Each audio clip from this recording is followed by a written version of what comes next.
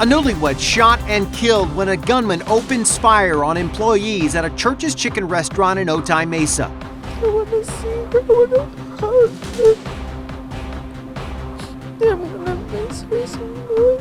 While brand new surveillance video is giving us a minute-by-minute breakdown of the suspect's behavior before and after the shooting. As police continue their search for the killer, last seen getting away in this blue car.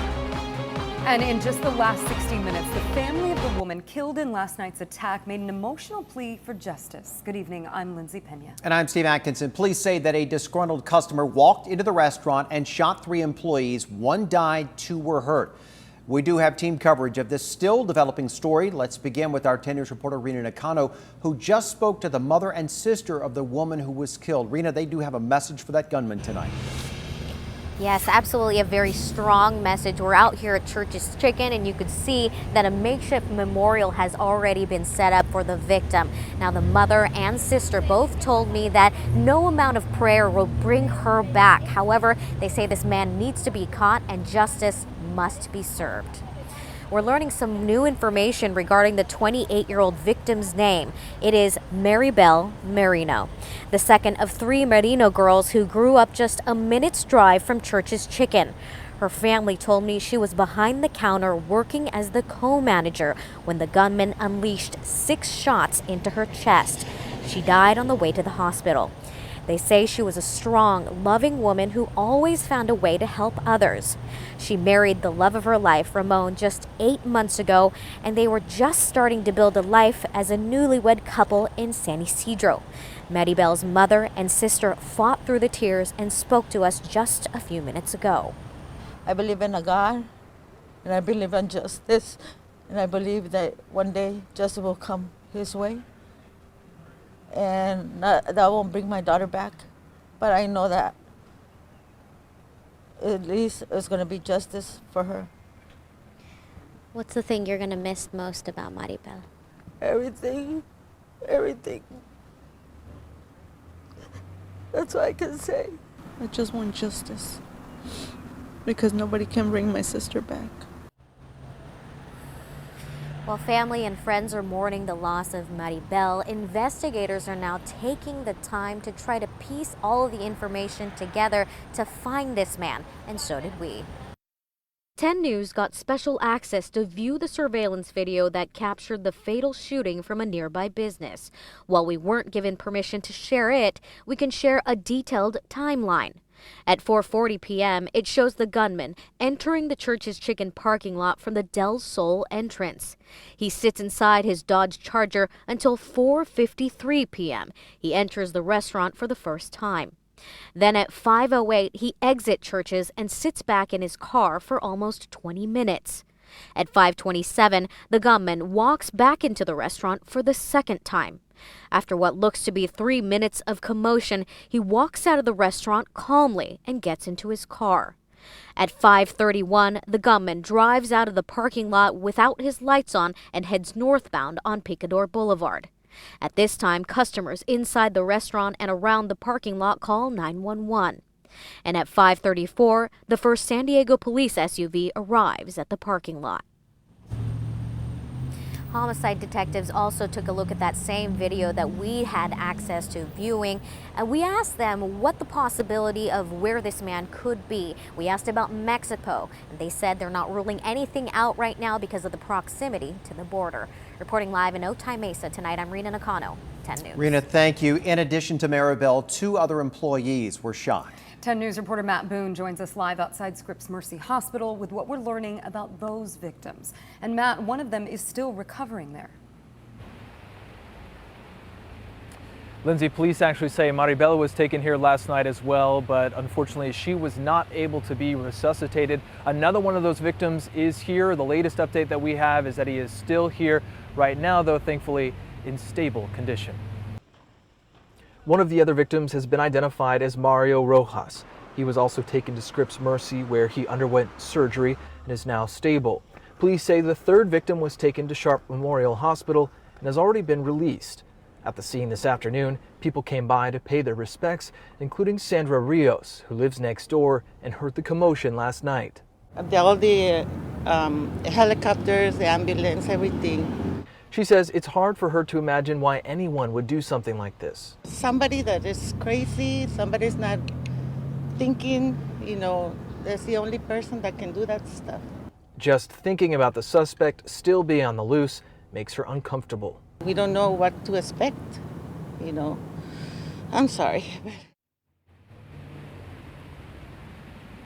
And Maribel's family has set up a GoFundMe account to help raise money for funeral expenses. You can find that link on our website, 10news.com. The families of the victims say they're also planning a vigil for tomorrow evening at the Church's Chicken restaurant around 6 p.m. Reporting live tonight in Hillcrest, Matt Boone, 10 News. Thank you, Matt. And you can follow any new developments in this story by downloading the 10 News mobile app. A free version is available in the App Store. In other news tonight, a pilot is dead after a small plane crashed into a house in San Bernardino County. This happened around 11 o'clock this morning in Upland. That single-engine plane plummeted into the house, killing the pilot on impact, we're told. The homeowner raced from the backyard to grab his infant son. They got out unhurt. It's unbelievably lucky the way this plane went down and where that they were able to escape, and it landed right into their living room. As you can see, a parachute can be seen draped over a tree nearby. It's not clear if it deployed on impact or if the pilot tried to eject. The family who lives in the house says their dog is missing. A man who shot an off-duty sheriff's deputy after a concert will spend an even longer time in jail. Today, Ray Pidual was found guilty on 2 more charges. This was his 3rd trial over the shooting. He'd already been found guilty on some counts, but the juries had hung on others. It all stems from a confrontation in the gas lamp after a Metallica concert in 2017. It turned physical, with the deputy shot twice and a bystander hit as well. Pidual had already been sentenced to 27 years to life. He'll find out his new sentence next month. And new criminal charges today against the San Diegans behind the website Girls Do Porn. We've been tracking the allegations by several women that say they were repeatedly lied to and tricked into filming porn films. They say they were told the videos would not be posted online or spread in the U.S., which they were. Today, prosecutors unsealed new charges, including sex trafficking of a 16-year-old girl. The defense lawyers say the women knew what they were agreeing to. A gas leak in Mission Valley that caused some evacuations and road closures this afternoon has now been repaired. That pipe was broken at a construction site in the 1500 block of Frazee Road just after 10 o'clock this morning. Everyone at the San Diego Community College Police Department headquarters was briefly evacuated. 2 blocks of Frazee Road and Murray Canyon Road, they were also briefly closed. Police say the line was repaired and all roads were reopened around 12:30. One of the most controversial developments in San Diego's recent history is now welcoming its first residents. The One Paseo complex in Del Mar Heights has leased about 60 of its planned 608 housing units. Most are still under construction. 10 News reporter John Horn got a look inside the complex that aims to put everything residents need within reach. The City Council first approved One Paseo back in 2015, but residents in this area fought back, getting enough signatures to send it to a full public vote. Instead, developer Kilroy agreed to scale back the project, and this part, the residences, just opened. The model units at One Paseo are staged to make even the most discriminating apartment shopper feel right at home. Take a tour with us here. We'll make sure that you're fully refreshed. J. Ray Hippolito is a vice president at Kilroy Development. His company is packing 608 housing units into 3 buildings just south of Del Mar Heights Road. We tried to do that in a very smart way. Ray Hippolito says with San Diego's supply crunch, renters are willing to live in dense apartment complexes like One Paseo, instead spending more of their time at its modern pools, community rooms, and expansive gym. In all, that's why he believes this 2-bedroom, 1,058 square foot unit will rent for $3,600 to $3,800 a month. But I think instead of focusing on price, it's important to focus on value. One Paseo is a 3-pronged, $470 million development that includes housing, office, and retail, creating a live, work, play environment.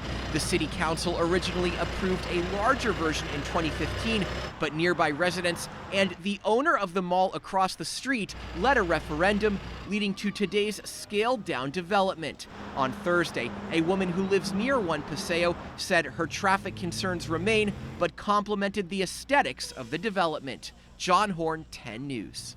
Now, studios in the complex start at $2,350 a month. Construction should be done by the first quarter of next year. One Paseo also includes 61 affordable units reserved for households earning up to 65% of the area median income. All right, we have a crime alert. The FBI wants to know if you recognize any of the people from these surveillance pictures. This is the gang that apparently robbed a San Diego credit union branch in Escondido back in May. They backed a stolen Chevy Suburban right up to the doors of that bank. 3 masked men and hooded men, they went inside and guns at the employees and forced them to open the vault. Then they took off south down the 15. Hard to see anything there, but if you recognize any of these men, please call the FBI or Crime Stoppers. Right now, mourners are saying goodbye to the 9 American family members who were ambushed and killed by cartel members in Mexico. The first of 2 funeral services began today. As ABC's Marcy Gonzalez reports, a woman and 2 of her young children were laid to rest.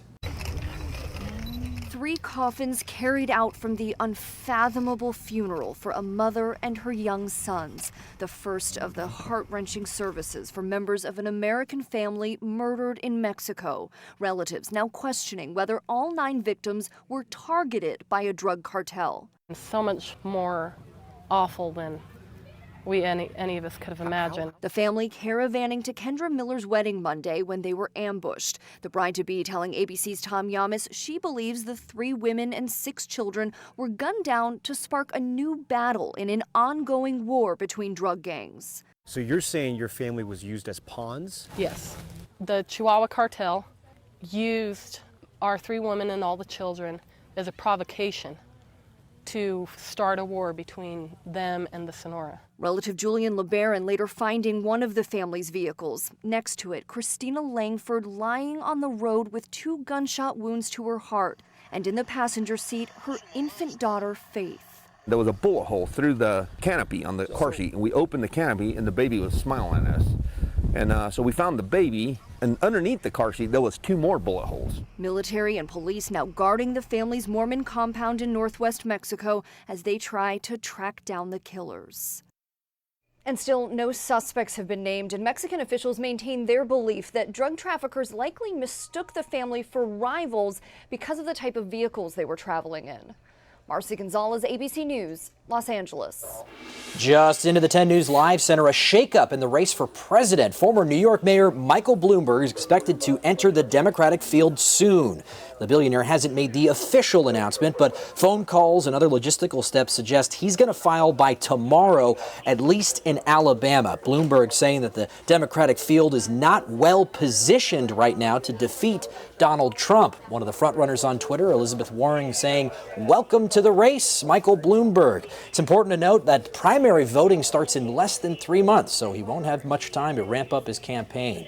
In the Live Center, Derek Stahl, 10 News. Thank you, Derek. A local family warning future tenants of a dangerous problem. Since we weren't told when we moved in, we really want to make sure that all the future tenants know what happens, because I don't want anybody else to ever have their children in this front bedroom.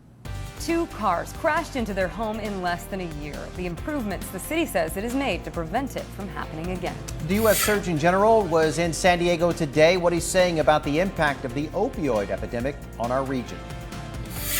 A dog disappears off an East County ranch, sparking a desperate search. Why the owner credits a pet psychic with her coming home safely. And getting ready for another warm-up as we go into the weekend. I'll pinpoint how hot it's going to be all around the county. We're back in 90 seconds. Opioids continue to be a growing crisis around the country. Today, hundreds of experts, including the Surgeon General, gathered in San Diego to find ways to combat the epidemic. As 10 News reporter Nate Holmes explains, he says that stigma is an important key in fighting substance abuse. The U.S. Surgeon General Jerome Adams did about a 20-minute presentation, and he even shared his family story of dealing with drug abuse. And he says a big part of his brother's addiction, like many others in this country, is that they feel that they can't ask for help. The people will often ask me what I think the biggest killer is. Is it tobacco? Is it sugary, sweetened beverages? Is it drugs? I think our biggest killer in society is stigma. If we're going to be honest about it. Stigma keeps people in the shadows. Stigma keeps people from asking for help. Surgeon General Adams also shared that his brother is serving a 10-year sentence after stealing money to support his habit. Hundreds filled the room during the Western States Opioid Summit this morning. The summit brings together experts working to combat drug use through substance misuse prevention, treatment, research, law enforcement, and much more. Now, here in San Diego, DA Summer Steffens shared this morning that 279 people have died from opioid use in 2018. Although that number is slightly less than in 2017, 92 of those nearly 300 deaths are from drug laced with fentanyl. Summer Steffens says they are working to continue to get these drugs off our streets. We're bringing very stiff consequences. We've brought 2 murder, manslaughter charges because those dealers in fact knew that their supply was deadly, that all drugs are dangerous, but that their particular supply was laced with fentanyl, so they were on notice that it can kill someone. The DA also says 40% of all accidental deaths in San Diego are from opioid overdoses, and accidental deaths include incidents like car accidents. The DA's office say they will continue to work with the DEA to prosecute those supplying and selling these drugs. In downtown, Nate Holmes, 10 News. Now, 10 News Pinpoint Weather, sponsored by Mozzie Heating, Air and Solar, voted Best Heating and Air Company 2 years in a row. It's starting to feel more like summer outside. It's getting warmer. It's going to start getting warmer, yeah. Yeah, we're in for a change. We're changing gears basically, going from fall back to summer. But here's the good news. The warm up is going to be short-lived. It's just for a few days and then temperatures drop, but we're going to see some variability here. Might look a lot more like a roller coaster ride if anything else. As we take you live to Otay Mesa, our sky cam showing you the beautiful colors left after sunset. Also gorgeous in Pacific Beach with some clouds in the horizon. There will be more fog tonight, but it will be localized to the coastal areas. It will not spread as far inland as it did last night, but we're starting to see some issues out there on the roads. I'll show you what it looks like in a second. This is what it looks like in downtown San Diego. 66 degrees, humidity rising, dew points at 62. The winds coming out of the west at 9 miles per hour. There'll be some fog tonight close to the coast, warming up though Friday and Saturday, and then the numbers go back down to more comfortable levels on Sunday and Monday. Quick changes even into next week. So far, the problem spots: Oceanside dropping to 4 miles, 6 in Carlsbad, and we have the entire night to go. Most likely visibility will continue to drop. Relative humidity averaging around 80% in Oceanside, Carlsbad. It's still in the 90s in La Jolla with a better chance of low visibility overnight. So please be careful on the roads, especially closer to the coast and the 5. The winds are now turning. East County getting that easterly flow back. That means Santa Ana winds are back, and that is going to provide also a bit of that warm up. There's a storm to the south, not doing much. We're under a ridge of high pressure, and as long as the system remains in place, it'll be a shield, keeping all of the rain and all the storms away. Instead, it's going to allow temperatures to heat up, and that is why we're in for a warm up. The winds will come out of the east. That also helps that warming process. But all in all, here's what it looks like at the surface in our futurecast, looking at a storm system setting up to the north. And by the middle of next week, we will start to see a cool down. That'll take us through the middle of the month with no rain. Although I did look at last year, and it wasn't until around the end of the month, the 28th, before we got to see any rain in the month of November. So that seems like it is a trend. 87 in Santee, 75 in Del Mar tomorrow, 88 in Escondido with temperatures near 80 degrees in Carlsbad, Oceanside. And then over towards the mountains, not much of a change temperature-wise, 67 in Mount Laguna. The warm-up will be over the valleys and also near the coast. 80s Friday, Saturday, lots of sunshine, patchy fog for another morning, fewer clouds heading into the weekend, and then looking at a beautiful day on Monday for Veterans Day. Inland communities 87, 88 Saturday. The winds will be out of the east, averaging 15 to 25 miles per hour. So again, a lighter easterly wind here. In the mountains, 70s with lots of sunshine. We will not see a cool down there until the end of next week. By next Thursday, 63 degrees. And it is after the 15th that we may start to see some more changes. We'll have to stay tuned. And there's a cold blast happening through the rest of the country. Yeah, they're in the 20s in the middle of the country, and those numbers are heading to the southeast. Oh my gosh. So yes. Lucky to live in San Diego. All right, let's get a check on that traffic. Here's Officer Tommy Strickland. How's it look out there, Tommy? Oh, it's a very busy night out there, Steve. Let's take a live look. If you're driving that northbound 5 up towards Del Mar, that traffic is backed up from the 805 all the way up. And due to the fact that we had a car fire that's going to be northbound 5 south of Del Mar Heights, they got that vehicle put out, but the right lane is still affected in that area. So you're going to have a tough drive all the way up to Carlsbad. We also have a motorcycle down southbound 5 north of Nobel Drive. And then up on the 78, we have a 2-car crash. It's going to be eastbound 78 to the Sycamore Avenue off-ramp, and that is blocking the off-ramp. I'm Officer Tommy Strickland with your 10 News Time Saver Traffic. A lot of traffic. Thank you, Tommy. A kayaker finds monkeys jumping out of trees and doing cannonballs into a river. That's what I call a tease. Coming up, how the monkeys ended up there. And a basketball player with autism makes his collegiate debut. What he did on the court last night that made history. Skycam View, sponsored by San Diego County Credit Union. It's not big bank banking, it's better.